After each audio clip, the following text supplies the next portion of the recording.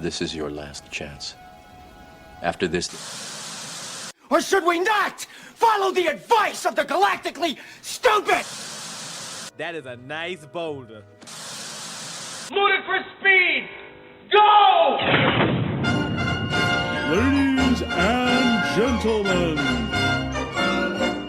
coming to you pre-recorded from two undersized apartments in New York City, it's Revenge of the Film Nerds. There, we're in a tight spot. I hate when people talk during the movie. With your hosts, Black Crystal. I'm not bad. I'm just drawn that way. And Jack Manley. What we've got here is failure to communicate. A podcast for nerds by nerds. Oh, you betcha, yeah. Failure is not an option. And now, here are your hosts, Black Crystal and Jack Manley.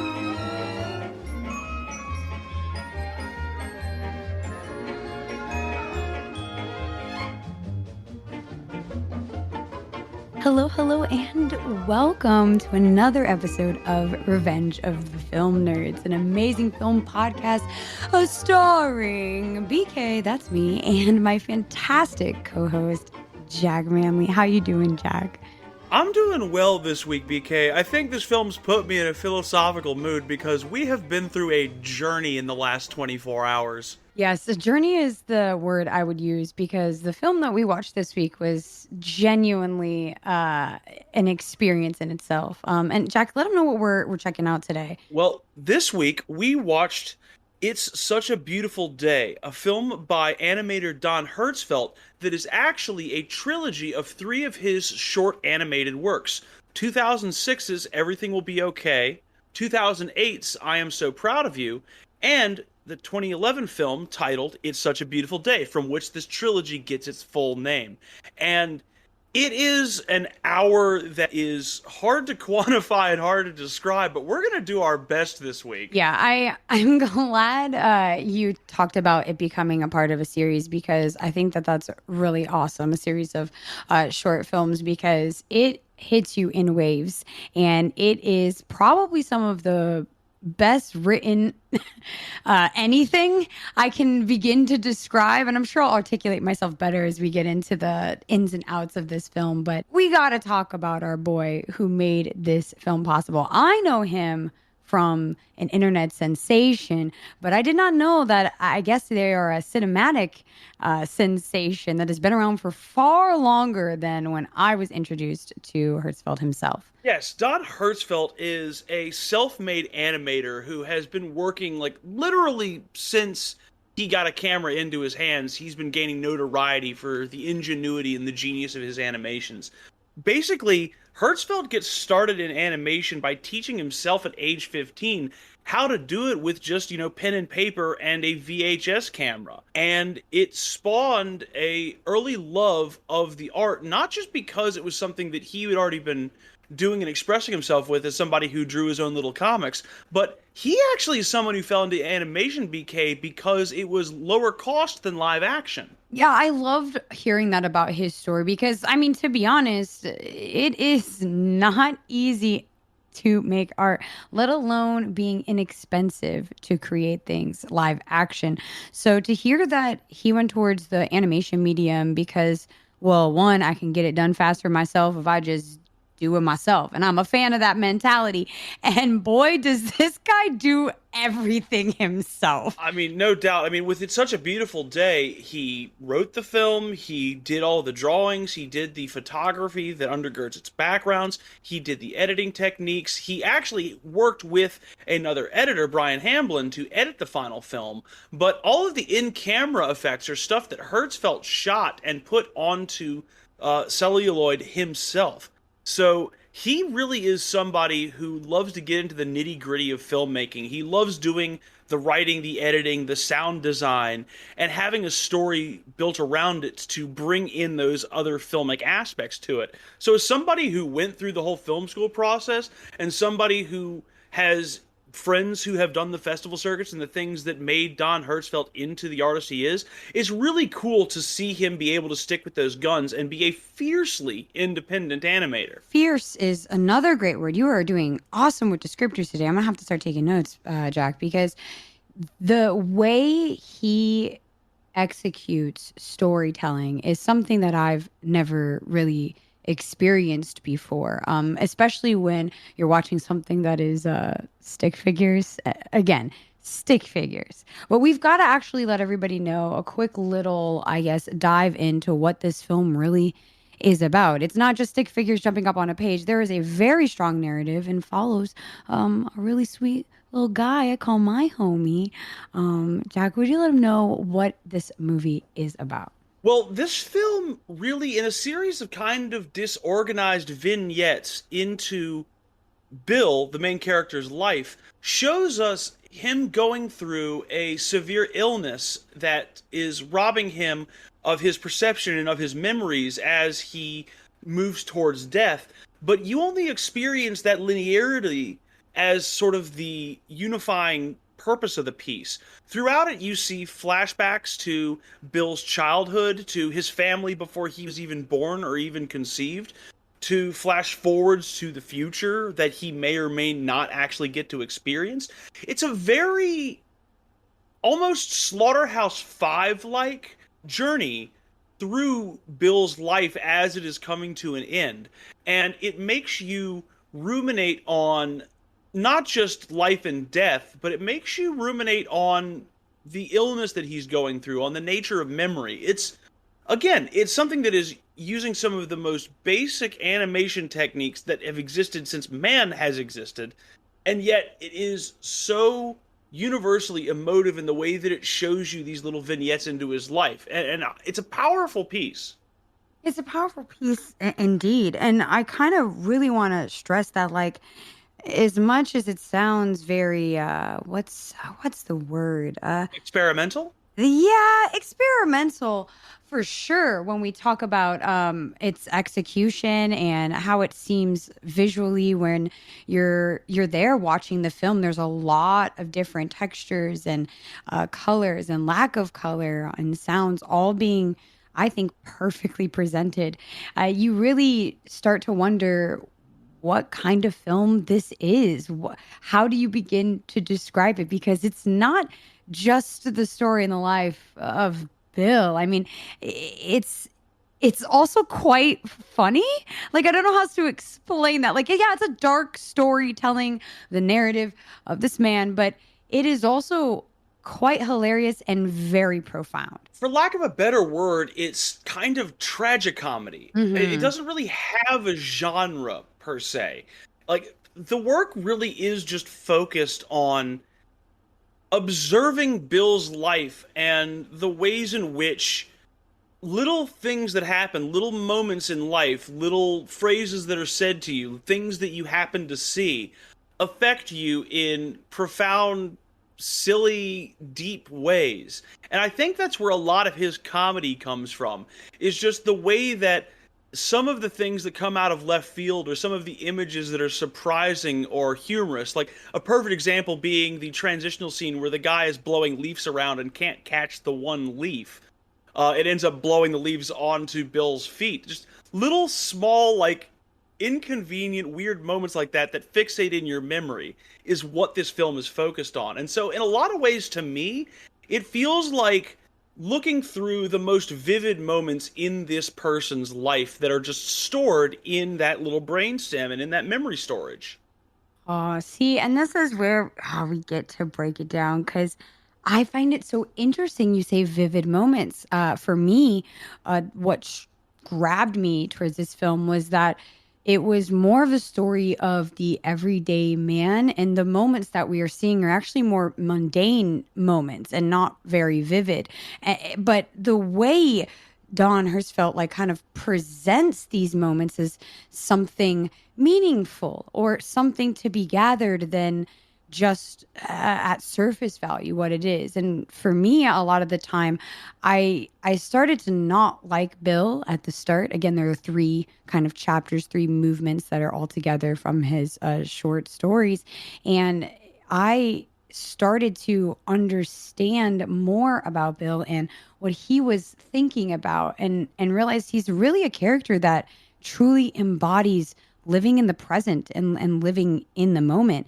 And then when I start to think about that, I kind of really do get to see what you mean by vivid moments. Because at first I saw it a little differently, but as you get through the film, it really does become something meaningful in the mundane. I think that's a really good way to put it, because where this film at least succeeds for me at its most emotional is that it holds both the deeply significant moments, deaths in the family, moments of sublime happiness. It holds those moments in equal measure with, like, seeing a dead bird on the sidewalk, or thoughts about people's crotches being too close to produce displays.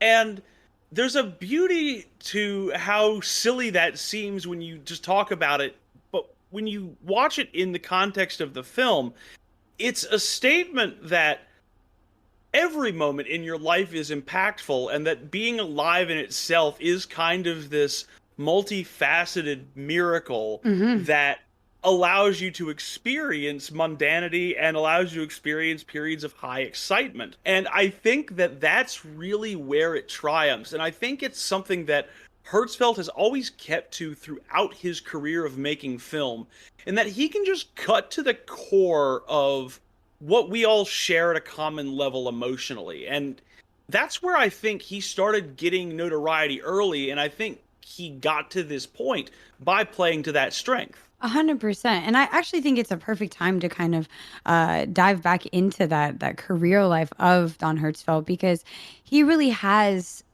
been exploring these themes for a while. But I think, it's such a beautiful day is where it all culminated to. So let's bring our listeners through that journey of his career, because I know him from the Rejected cartoon series, which I found on YouTube back in the early 2000s, but that was not his original work, was it? Rejected is really what put him on the map in a viral sense, before being viral was even a thing. It was one of the first viral sensations in that kind of internet age in the early thousands. But before that point, Hertzfeldt had already cemented his working model to a point where he has never done another job in his life aside from being a filmmaker. When he was at UC Santa Barbara, he would work on a series of animated films, including L'Amour and Billy's Balloon, which would really get him a ton of notoriety on the festival circuit, and would give him the ability, believe it or not, while he was still in school, to arrange international distribution for his student works. That's crazy. There's one international distribution for student works.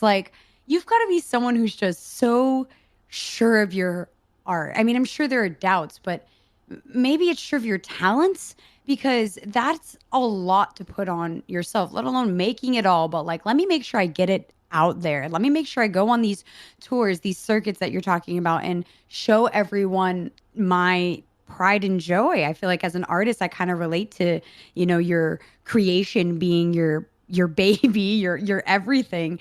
But I don't know if I, as a mere student, would be able to have the confidence to do something like that. Well, when you talk about being sure, I think one thing that really does come through in his early works, because full disclosure, I'm a huge Don Hertzfeldt fan, so I've watched everything I can get my hands on.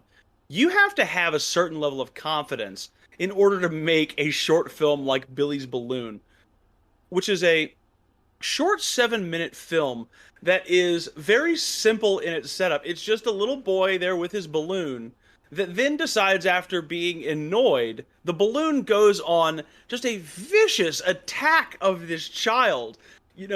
Beating him up by bumping into him, lifting him into the sky and deliberately dropping him. And then you realize, as the world continues, the whole world is full of balloons that are attacking these poor innocent children. Oh my God. And it's a really absurdist, almost Python-esque comedy, and it was nominated for the Short Film Palme d'Or at Cannes in '99, and it won the Grand Jury Award at Slam Dance that year. So to have an animation that absurd perform as well as it did and to be as funny as it is, because by the way, it's one of the funniest things I've ever seen. You have to have confidence about that work. I think that that's so awesome. And who makes a story about a balloon? Like the creativity that Don has is crazy to me. And I guess I kind of thought that he was like an enigma, if that makes sense. And maybe he is in the grand scheme of things, but the genre of like absurdism and experimental film has existed for a long time, right, Jack? I mean, it has. Like, he started borrowing from techniques throughout his work in this period, including Billy's Balloon, including the Rejected series, including his work, The Meaning of Life, that would come out in 2005. He has borrowed from some of the oldest traditions in art.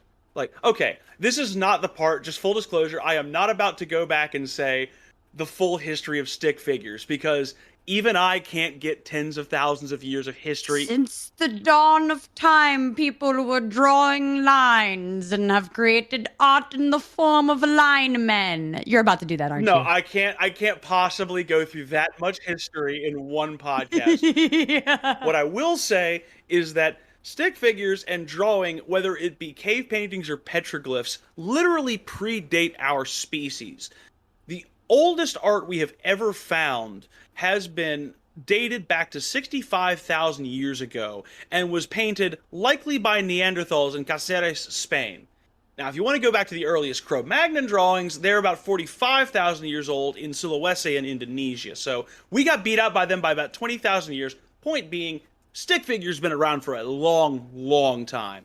I'm so glad that you pointed that out because I feel like a lot of people could see a screen grab of this or maybe a GIF or something and be very turned off from it. I am someone who is at the head of the conversations involving animation. Now we're in the world of, CGI versus hand drawn, and there's lots of debate on what is considered better or not better or cooler, preferred, and a lot of that language bothers me because it's kind of really hard to put one over the other. And Don agrees with me in his medium. There's a lot of like reference from him. He did a lot of AMAs on Reddit threads just talking about his work back in the day. And he really gravitated towards this stick figure style because he doesn't see the difference. There's a lot he can't do with computer generated things, which is why he chooses drawings. But also if it's needed to convey the story, he's not afraid to use it.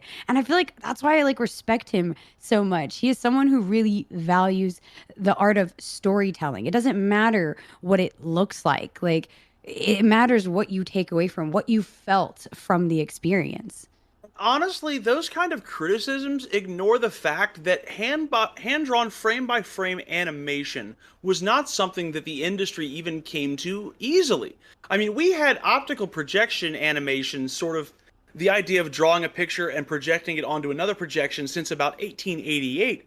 But it wasn't until Emil Köln did his little animated short, Phantasmagorie, in 1908, that we had the first example of a film where a character was drawn frame by frame in a sequence, the way that Don Hertzfeldt does his art.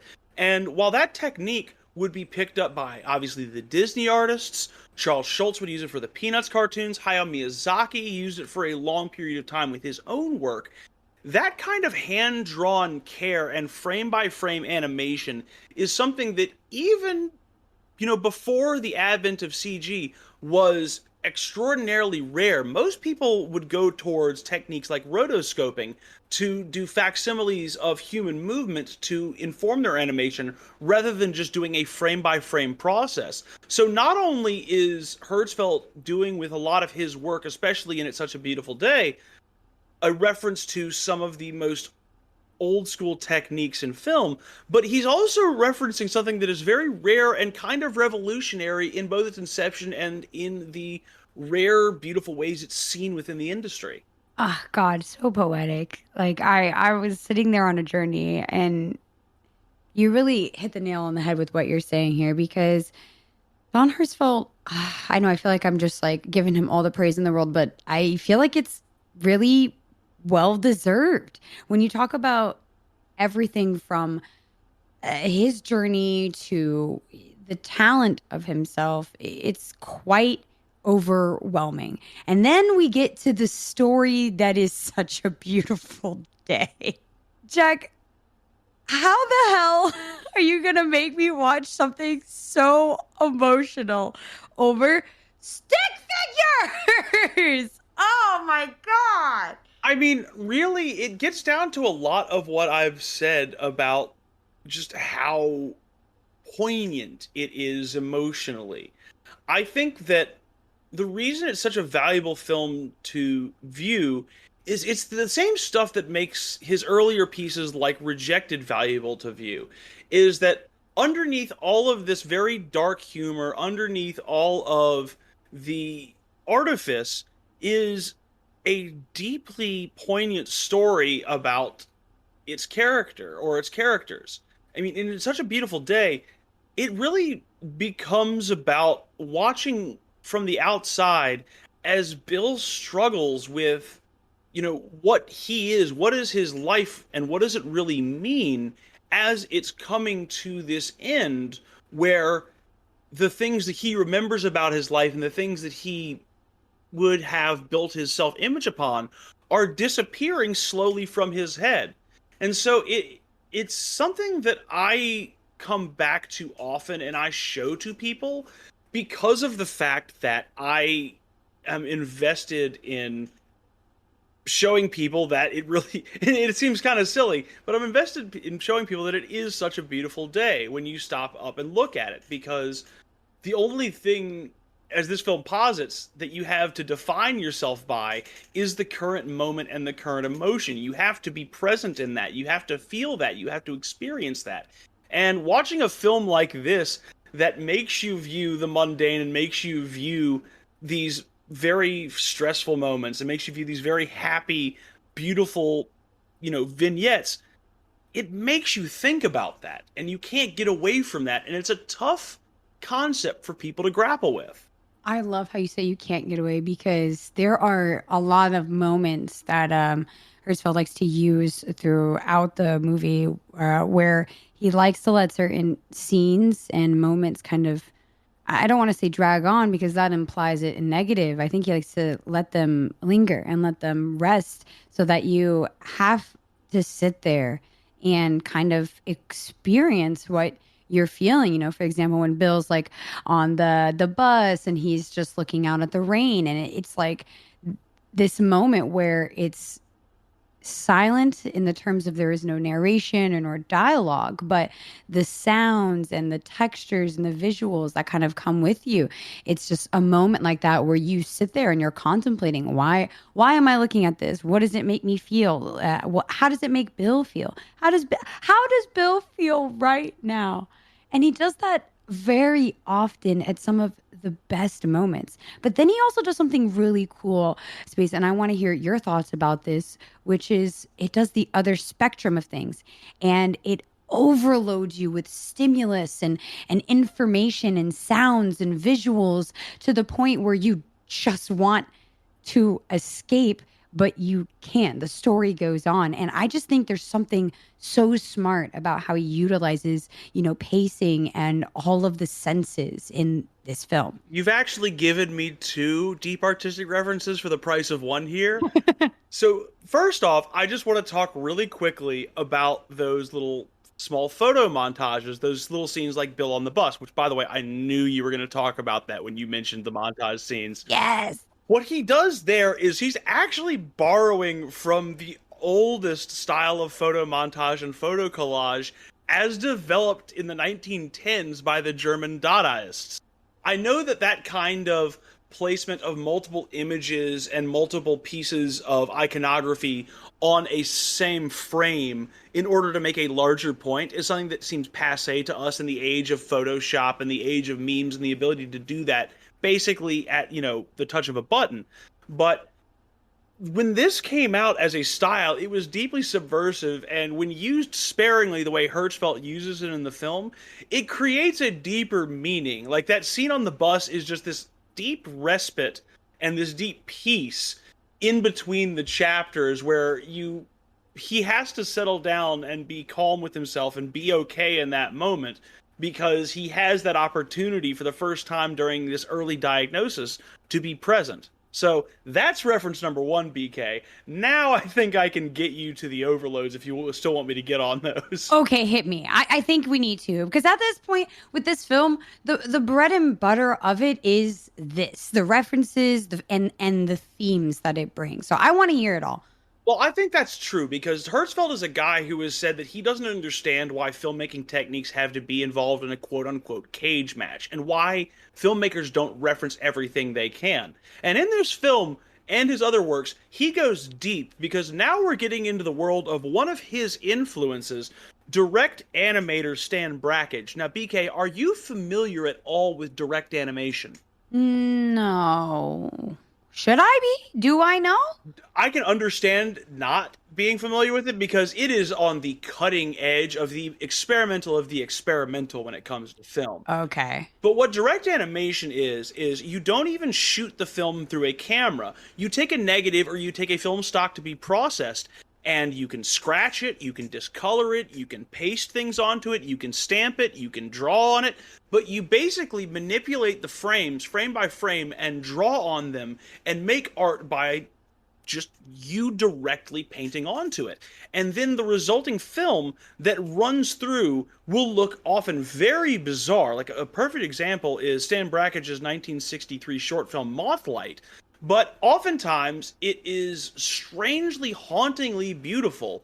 Like this technique kind of originates in the 1930s with an artist by the name of Lin Lai, who would kind of do these scratches and these animations, and they wouldn't find ways to Mickey Mouse them to pieces of music. So while the experimental photography in this, and while the direct animation techniques were very constrained, at the same time, the kind of overload that you get, the kind of frame-by-frame sensory distortion that you get, is something that comes directly out of that direct animation movement.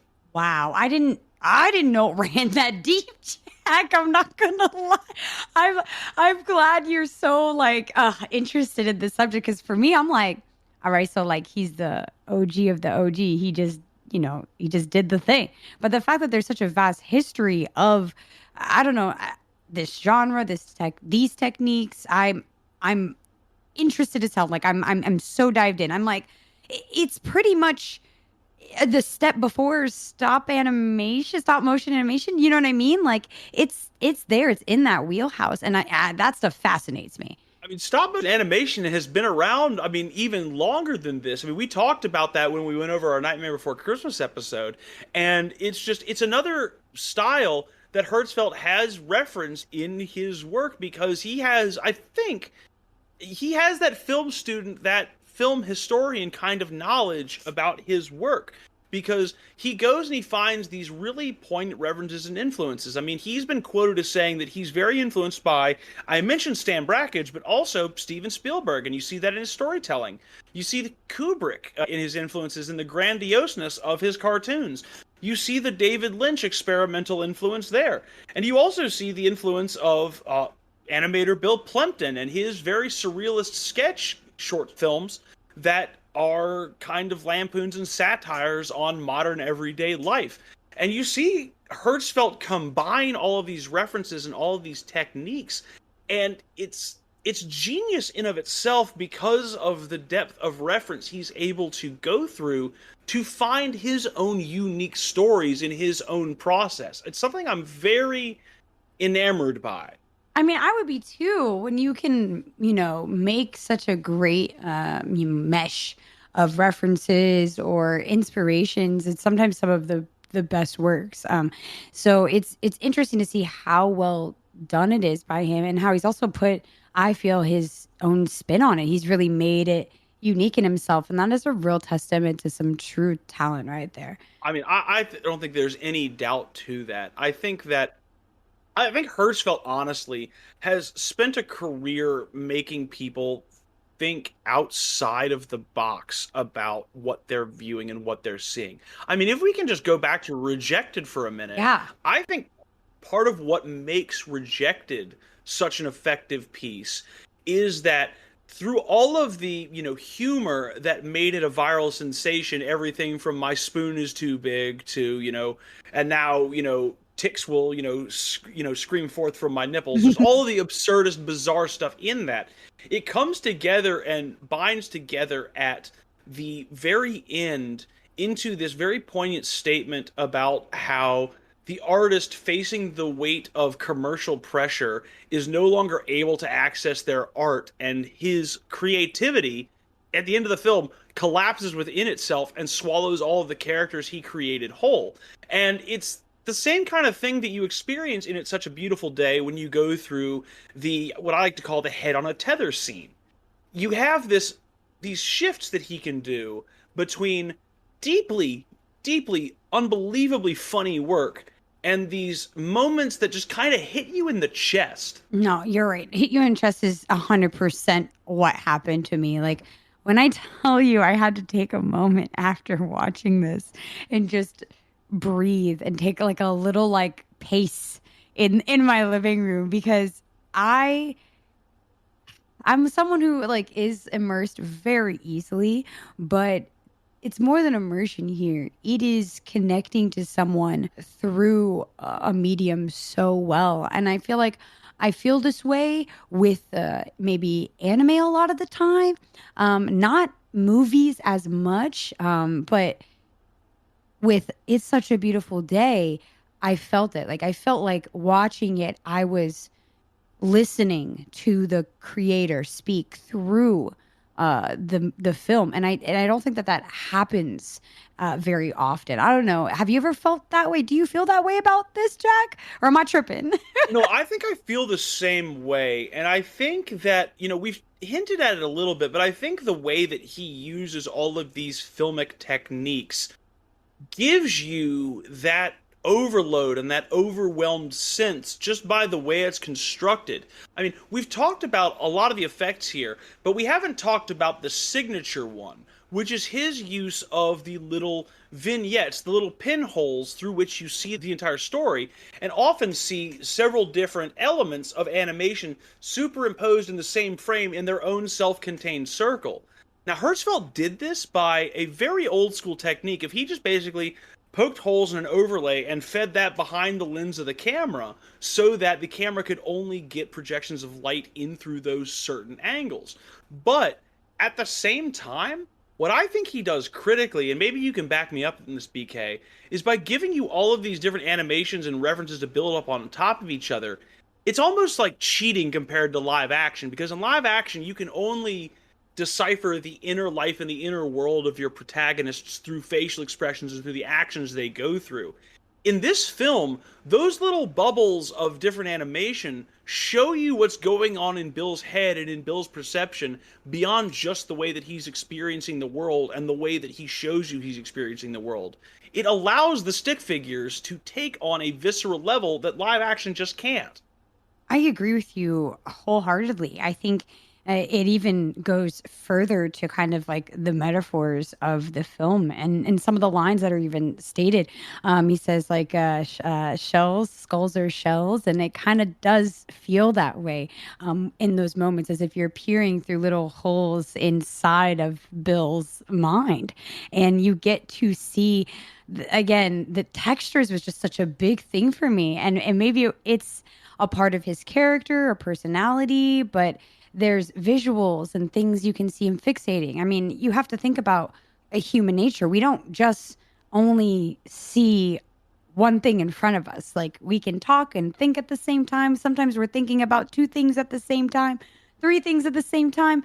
And this film actually gives you that depth that you can't get with live action. One thing that I love about this project too, BK, is that this character, Bill, has been a conduit for Don Hertzfeldt to have these kind of thoughts longer than even this project was thought of. Oh, right. I heard there was like a webcomic or something that featured the character. Yeah, I actually looked into this because his website, Bitter Films, actually did preserve a couple of his webcomics from the series Temporary Anesthetics. Really? Now, you'll see a lot of actually the comics that were spawned in part because of their influence that Hertzfeldt had on them, like XKCD and Cyanide and Happiness. But you'll see that style in these comics. But the ones that feature Bill in particular are a lot like watching the segments in Everything Will Be Okay, where he's just walking around and observing things in life. To the point where the opening of the film, the awkward conversations the two are passing by each other, and Bill says "weh" when he's trying to figure out what to say. That's a comic. That's something that was created well before the film. How's up? Way. Exactly. So funny. So funny. That's so cool. I love callbacks. I love being able to like repurpose characters or even extend character stories into greater works. I feel like that's something that, is really special for an artist, and also as like a fan of the work. You get attached to these characters so early on and see what they become. I did not know it had that much of a comic. I'm gonna have to look it up now. I'm so interested. It's very interesting and it's very absurdist, but I think it's something that I really get a kick out of because you could really see how his writing process develops when you consider that, and you consider the way that he has described how he likes to create a project. BK he is not the type of writer who wants to constrain himself to a particular idea. He has described it with, I think, a very interesting metaphor, which is that he sees himself as floating on the ocean and wanting to build a raft. But he doesn't, have the ability to, go out and swim too far to grab those pieces. He needs to sort of latch on to what floats by him. An anecdote from a friend, a funny phrase that he heard, a conversation that he's interested in, a thought that he has. And as these ideas come together, his job as the writer, he feels, is to just sort of perceive the connection in between those interconnected events and those little moments that he enjoys, and to find a way to bring them together. And then once he's brought them together, he can, move out a little bit of the pieces that don't make sense anymore and do that self-editing that he needs to do. But for him, and I think this is something that all creatives can kind of aspire to a little bit, the process of writing for him is just finding the ideas that are speaking to him at any given time. It's probably why he doesn't do the same kind of film twice in a row. It makes sense. I mean, especially when you're someone who is, I think, embodying living in the moment and experiencing life itself. It's quite poetic, his approach to creative writing. And when I read that quote by him, I was actually very moved. I think it was super helpful for me to hear that as a creative myself. I'm not a writer, but I think creativity and the process of, creating whatever art it may be, it suffers from a lot of barriers or maybe expectations or things that are even put upon yourself by yourself. So to hear him talk about just floating and being in that float and holding on to things that maybe you used for later or used for something else, or even quite literally getting rid of them and recognizing they might not work is just another level of I feel a way to kind of look at the film as Such a Beautiful Day. You can see with the story and how it is that is very much what he did.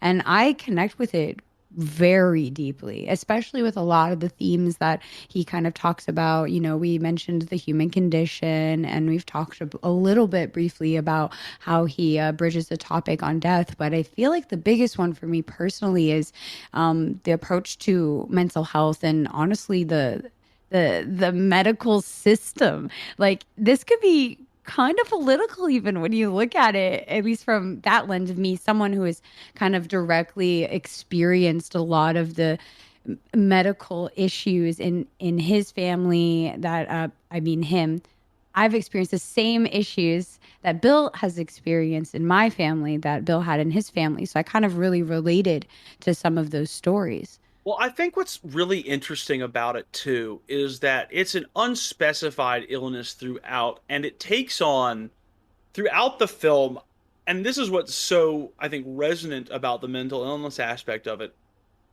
It takes on forms that you see in fatal diseases like dementia and Alzheimer's, but it also, at certain points, it hits on aspects of anxiety and depression and the, more nonverbal kind of disability that people go through. It discusses through Bill and through this omniscient narration the loss of memory and the inability to perceive reality.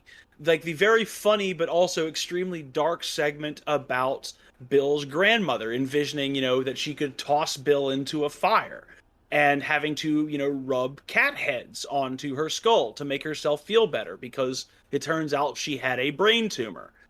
And it's so vague on all of this because I think it wants people to be able to relate to how close those conditions and how close the loss of memory and all of those things are to everybody, regardless of, how hale and, quote unquote, healthy you might perceive yourself to be. It seems like something that's left open-ended, in my opinion, because it needs to speak to everybody. I don't disagree with you. Actually, I'm glad you pointed out to that because I think you're right. I also would add to it too. I think it's also maybe intentional to be a metaphor. And I mean that by the film expresses a lot that the brain when it loses its memories will often fill in the blanks, and we're talking about stories that Bill has heard of family members when he was a child. For me, I kind of leaned into the narrative rather than extrapolating like right away. I went in and said, oh, well, maybe these are signs of early onset, signs of the illness of whatever it may be. Like you're a child, you're an innocent, so you imagine things from things that you were told. I mean, all of those stories are hearsay to Bill. Bill barely knows any of that family, yet does somehow want a connection to his family. And I feel like that thread hit hard too, because as the film progresses and the memory loss gets worse, you kind of, at least I feel, think that Bill wants those connections or something, or is looking for something. Or maybe he's just experiencing it. It's one of those, it's like two sides of a coin for me. On one hand, he's desperately searching for the connections and lonings and the things that life is supposed to give to him. And then on the other hand, I think he's just experiencing not having it. And not in a depressing way, but in a matter of fact way. And I feel like it leads up to, his eventual death in that scene. And Jack, we talked a little bit after our viewing about how you felt about that scene, but I was more than moved. I think I'd cried. That was my second cry at that part in the movie. It's a film that the way it plays with memory and whether or not you can trust the memories that he's having in certain aspects, I think is very interesting because it is overridden at times by the types of small but significant memories that really can kind of, break you when you think about how simple and meaningful your thoughts can be at times. Like, I am shaken to the core by the scenes where it talks about, Bill in his youngest ages, running around in a dark house, pointing a flashlight at the ceiling so he can see the patterns, knowing that he likes the way the carpet feels underneath him when he's a young baby. Like, that kind of stuff just really resonates to me because it is, again, that idea that, like, yes, it is a very small, it's the most, like, tactile, insignificant thing you can remember from being small, but the fact that you remember it, the fact that it is a memory matters. And the fact that something like that can come up after he's had to worry about his memory being reliable and he's actually able to feel something like that, like, it tells you, again, just the significance and the weight of human emotion and the weight of human memory outweighs the disease. And as long as he understands that, even if his memory becomes unreliable, he's still alive and he's still experiencing things, which I think mitigates the heartbreak in certain scenes. Like, I know that, especially for anyone who has had someone with Alzheimer's in their family, the scene of the walk around the block can be particularly heartbreaking. Yes, very much.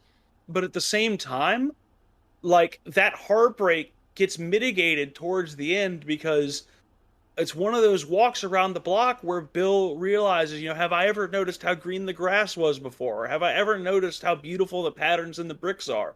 I need to remember this before I forget. And it's just it's that eureka moment of understanding the value and beauty of life that comes while he's losing his memories. It's such a beautiful way, even though it's bittersweet, for him to close out his life in understanding that these things all have value, that those family connections have value, and that these things have a deeper meaning. That's so beautiful that you pointed out that moment, because it is that is exactly how I felt in those moments and seeing that. And it's fascinating to see, honestly, a lot of the earlier signs too. I kind of took a clinical level from it, and that got me very interested. I mean, throughout the story of Bill's life, there are tons of signs that he has a medical condition before we hear, oh, there's a doctor, and the doctor's telling him that fact. And I think that is what culminated to such a big movement in my life too, because with my mom, she's someone who very much ignored a lot of signs that might have pointed to something being wrong, thinking, oh, whatever, and just letting it be.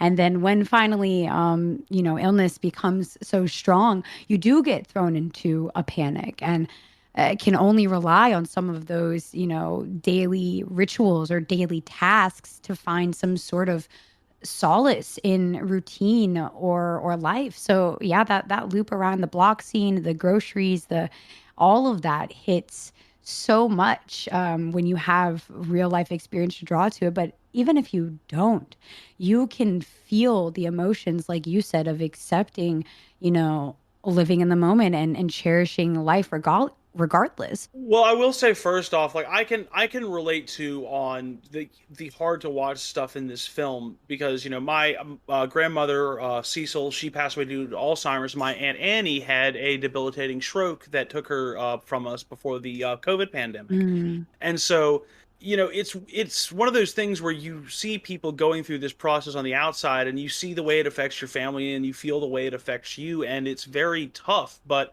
then I'll remember things like my Aunt Annie being the person who kind of sat me down when I was 17 and reminded me that it's okay to be weird. And you realize that these people like add so much value to your life, and you realize that the special moments for you are special moments for them too. And I think It's Such a Beautiful Day kind of finds ways to hit at that in very subtle ways. Like towards the end, when both Bill and his father see each other for the first time, and neither of them know why they're there or remember each other, but they still share a beautiful moment with each other. And I think that is very meaningful. A lot of people, quite frankly, believe that we're defined by our memories. I mean, philosophers have talked about it since the beginning of time. What does constitute being a human? And there is a lot more to it. And I feel like the film Is Such a Beautiful Day really kind of does get to that revolution, especially with the ending that was chosen. And I think we should save this last part to really just kind of dive into how we feel about the ending. And what do you think I mean by ending, Jack? They went a different direction with this ending, BK, because the ending is not, unfortunately, Bill dying in the field where he closes his eyes and he doesn't wake up after It's Such a Beautiful Day. I'm happy you said that, because that is the truth. And that is where I think the message of what we've kind of been talking about really, for maybe the common viewer, takes a left turn. But for me, I think it really, really sent it home. And we're talking about where pretty much the narrator breaks the fourth wall even, and is not satisfied with Bill simply dying or coming to terms with death.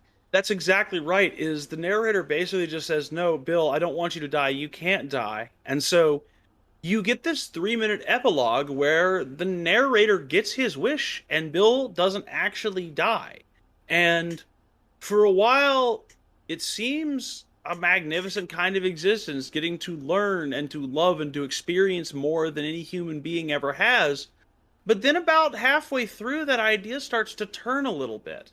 Yeah, it starts to get very unsettling, to the point where, I mean, you explore the idea of what if you are this immortal person and all the people you know fade, and you've lived so long that, I guess the effects of the memory loss come full circle, though. You've existed for such a long time that things you held dear in the past are no longer prominent in your mind, and you're eventually left alone to exist forever.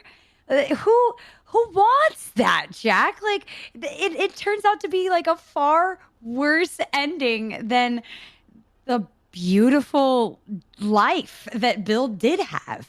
It's an existence without death, and where death is a stranger, which means that Bill outlives the entire human race. He outlives the Earth's next inhabitants. When the sun swallows the Earth and then the sun itself goes out, Bill continues to live on, and Bill is fated to float in the void, remembering nothing except for the positions of the stars as they all individually fade out.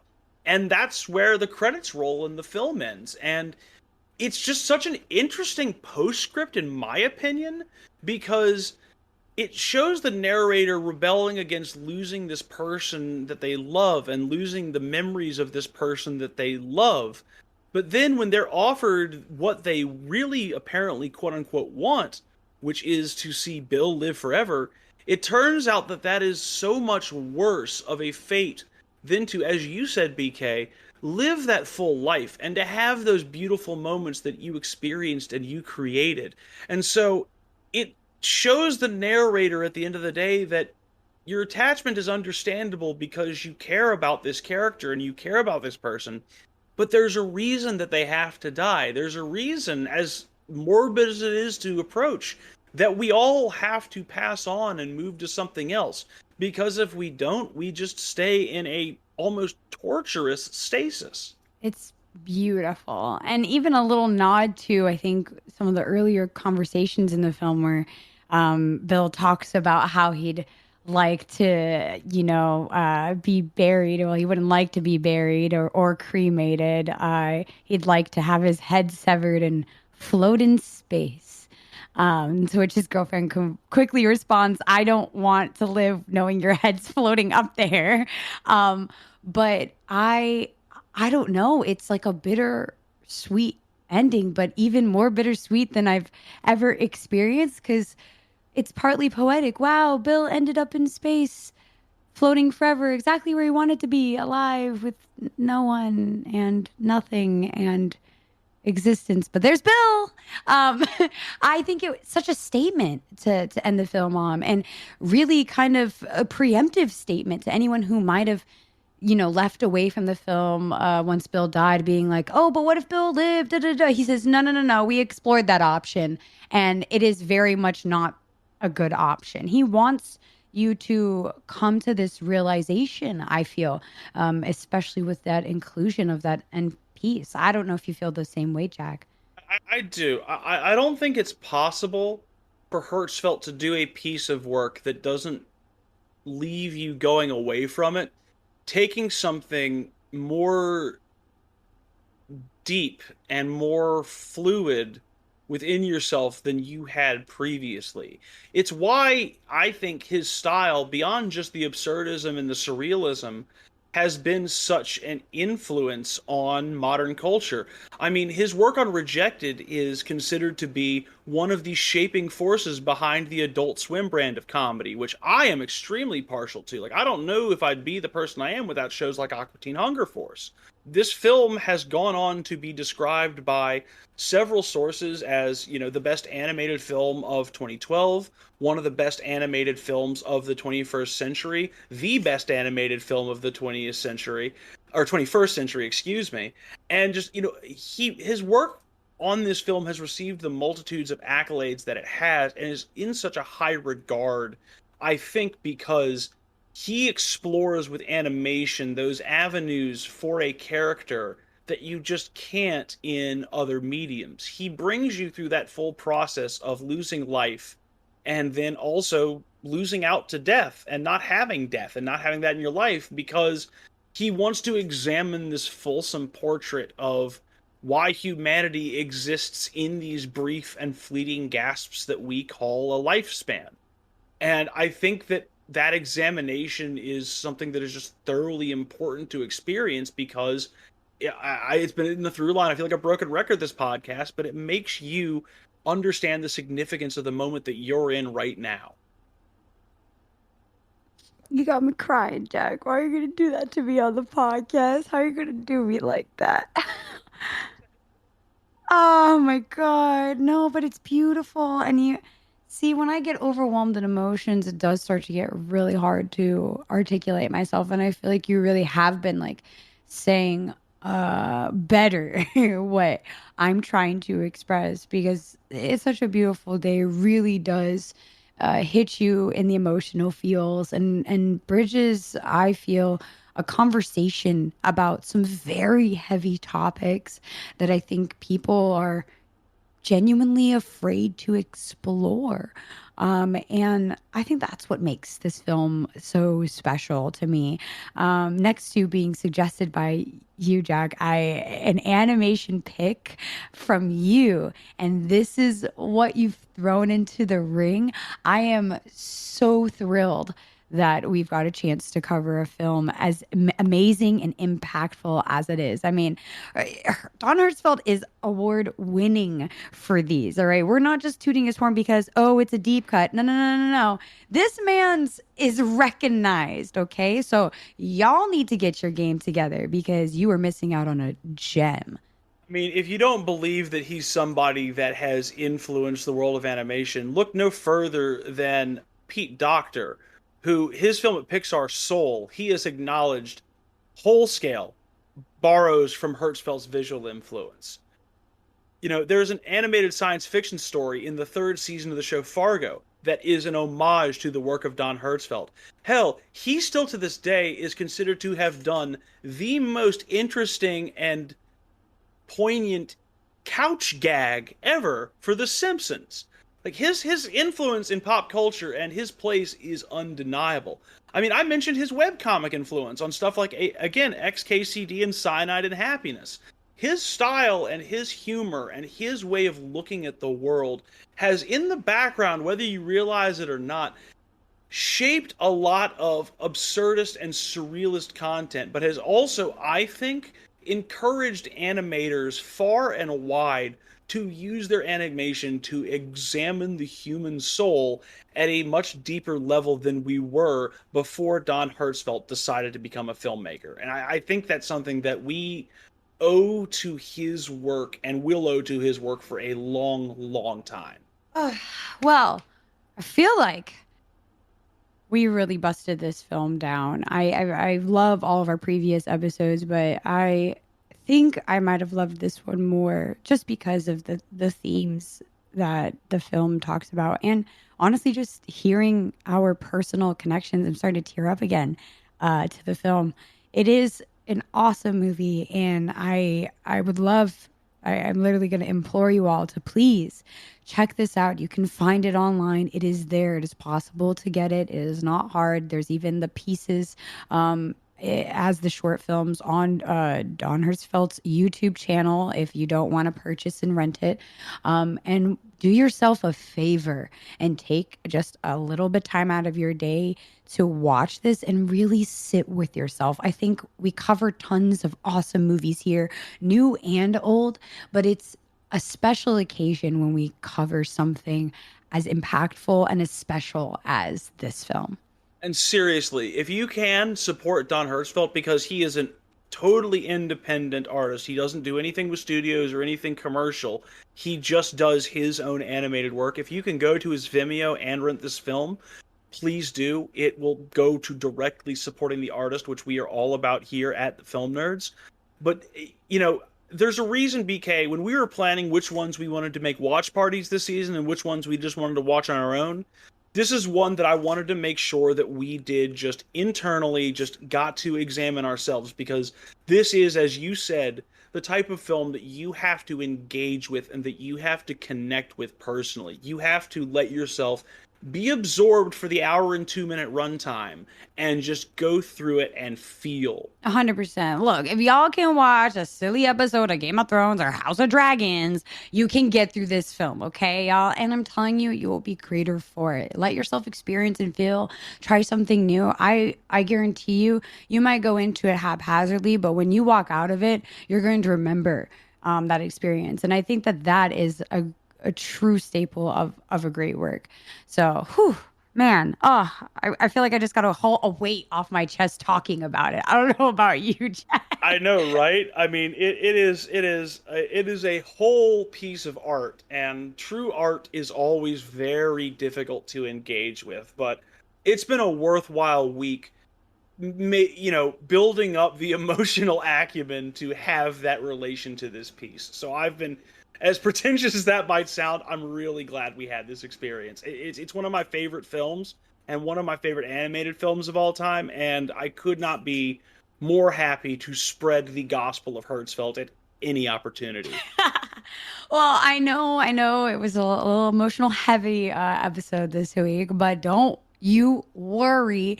The Film Nerds have an amazing lineup, and coming to you hot off the press is going to be something I think on the opposite side of the spectrum, if you will. Jack, can you let them know what we're getting into for the next episode? Yeah, we're getting firmly out of our bag now for your next pick, and I'm so glad you put this on the schedule because I think we need it after 2 very heavy weeks.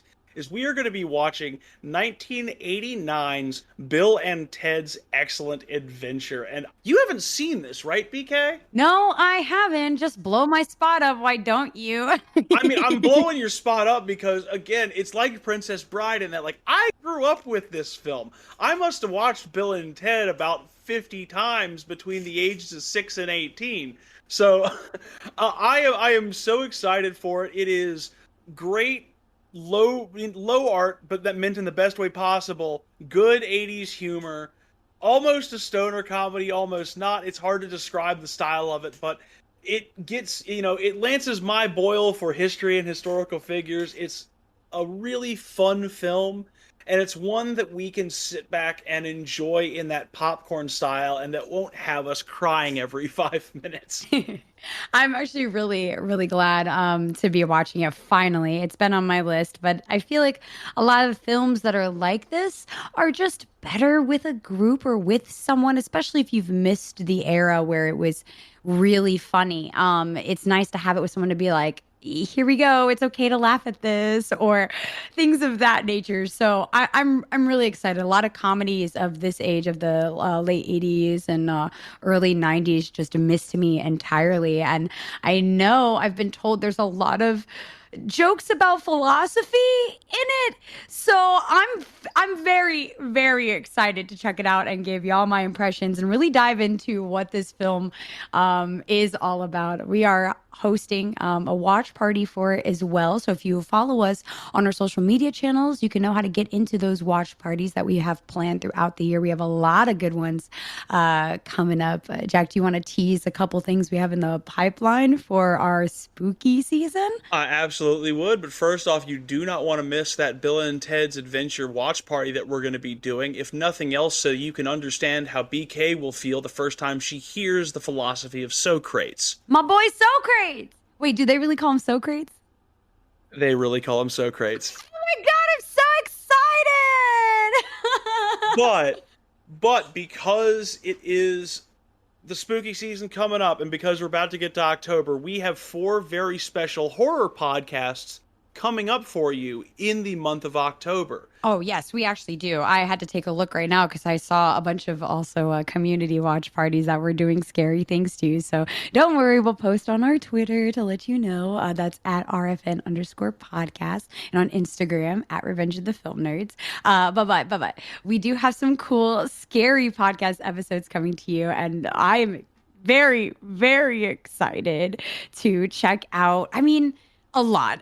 It kind of leads us into, we might be doing a little Ex Machina. We might be doing a little anime. I'm talking Perfect Blue.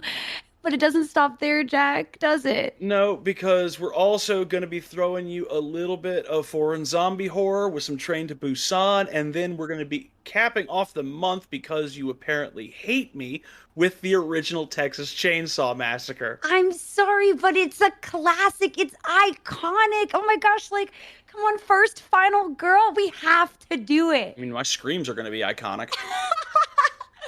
Well, I'm very excited to be getting some awesome features. And on our this season is going and jam-packed. We actually have been doing a lot of like BTS for it and prepping. So I can't wait to share things, but we don't want to tell you everything just yet. So get excited though, because spooky season is one of my favorites, and I get to make Jack feel just a smidgen uncomfortable to watch something scary. It's okay. I'll make her watch Dario Argento films next year, and I'll get my own back. Huh? Oh, I don't like the sound of that. The father of splatter. Oh, God. Okay. All right. Yep. Whatever you say, Jack. All right. Well, we should probably let you guys go. You've been very, very wonderful to tune in with us for this hour, and we're so glad we got to share this film with you. Yes. Thank you so much for listening, and we hope to see you around for the next episode. Take care, everybody. See you around.